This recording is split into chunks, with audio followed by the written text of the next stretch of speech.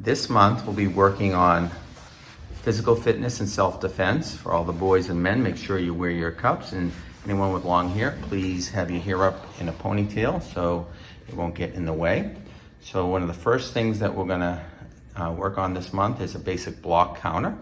So Sensei CJ and Senpai MJ will face each other. Kyotsuke, right?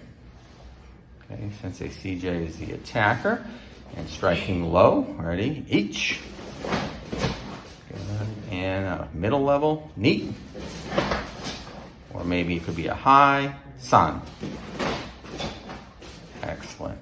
Yoi, Kyotsuke, right. All right, so we're gonna be practicing just simple techniques like that, and then also we'll be working on how to defend against a wrist grab, a throat grab, and a bear hug. All right, face each other again. Okay, we'll do a wrist grab first. I'm gonna do a Kiai, and loosen the person up with a kick to the shin. Hands together, pull away, and then step away. Okay, next one will be a throat grab. This time with the Kiai and the loosen up still. The hand's gonna snake over the top and underneath the other elbow. Hands come together, push it through and over as you step back and withdraw. Excellent. The last one will be a bear hug. Same Kiai and stomp to the foot this time. Elbow, boom, turn, push, and draw away. So those are some of the basic techniques we'll be working on, and then we'll go a little bit more in depth with those. When we're working on self-defense, sometimes we're doing takedowns and we want to make sure we can fall properly. So we're going to demonstrate how to do a back fall and a side fall. So they're going to squat down, get close to the ground to begin. Okay, you want to tuck your chin, looking down at your belt, crossing your hands in front of your body. You're going to slap out with your hands by the side of your legs, dispersing the energy, and the hands come back to protect yourself. Ready? Each. Good. Come on back up. Do one more. You can see from both angles. And knee. Good. And the next one we're going to do is a side fall. So if someone were to take you down, you're going to have your hand come to the side, and you're going to fall on the side of your body. Ready, set, each. And one more. And knee. Good. And to yoi. Kyotsuke. Right. We're going to demonstrate a sweep. We're going to use the move right out of Ippon Kumite Dai Ni, where the person punches, we sweep, we come in tight on them. So the punch comes to the face, I block, I hide my hand, rich hand comes to the temple or the neck, I grab the lapel. So when you're working with a partner, we always want to have control of our partner. We come down, we put a hook kick to the kidney, and then we're going to go calf to calf. And I'm going to control him on the way down. I'm going to show you another angle. So when I'm doing the sweep, I don't want to be out here. I want to be in tight and sweeping my leg that way and controlling my opponent. I don't want to just drop them. Okay? The next thing we're going to do is go over wrist locks, elbow locks, goosenecks. There's a couple principles you want to keep in mind. So if I had Senpai MJ's arm, if I want to break the arm or control the arm, I don't want to just push on one end or pull on the other. I want a two-way action where I push and I pull at the same time.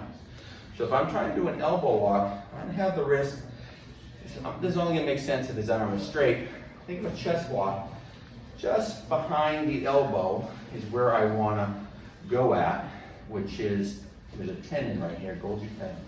And this goes here and this goes here. I pull and I push at the same time.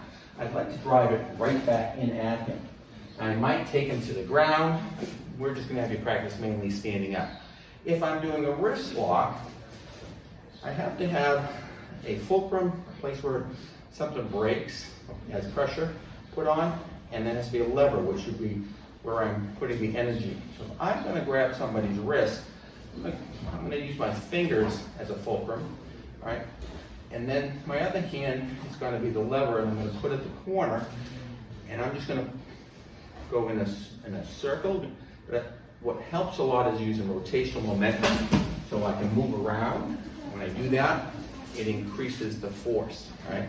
Now, if he put his hand on me and he's about to punch me, I might have to do the same type of things that you might have seen in previous videos, where I might have to distract. Hey! I might have to loosen him up. Then I can go for the technique, and then I can use the lock. So if I turn his wrist one way, we call that a basic wrist lock in English. If I go the other way, we have a gooseneck. Think of the letter Z. I want to pin this in. My hand is right here. My fingers go at the wrist. I can even grab the hand and twist it if I need to. And I'm going to point it straight at him. If I point it over here, nothing really happens. He can resist. He can resist. But if I point it and he knows what's coming, boom, right there. That's where I'm going to stretch the joint the most, and technically I would break it. Now if he was fighting, I could move around in a circle as well, okay? So if it was a finger lock, it's a smaller joint, same thing. I might have to Kiai, distract, hit, this might be a follow-up and his hands come out, and then I'm gonna grab a finger, all right? I might wanna base that technique, what we call creating a base. I could even use my own chest and then bend right there. If I just go like this, there's no base, it's loose. But I want to lock it in. I could just lock it in here, but certainly get a little more of a base here. And then, now again, if he's fighting me, I can move around, and then I could get the lock, okay? And then I can do the elbow lock, and you can transition from technique to technique as well. They call that transitional flow. Okay, so those are some of the self-defense techniques we'll be working this month. Okay.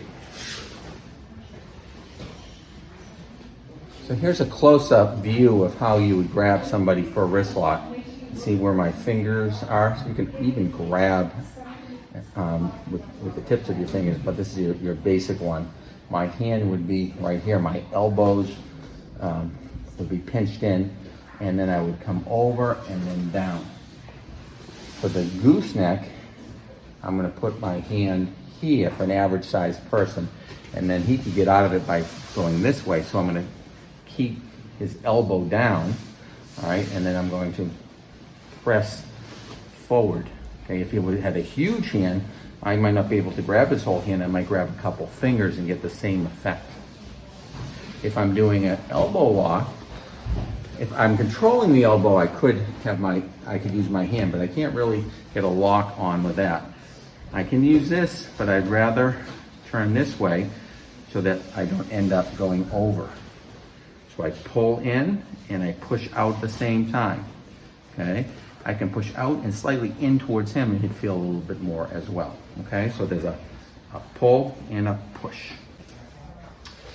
One of the other requirements we have this month is the high-low drill, and we're going to be demonstrating this by MJ and I. When you're doing this drill, it's high-high, high-low, low-high, and low-low, and we're going to be rotating our body into the strikes as we do it. And the hands will start up on the shoulder.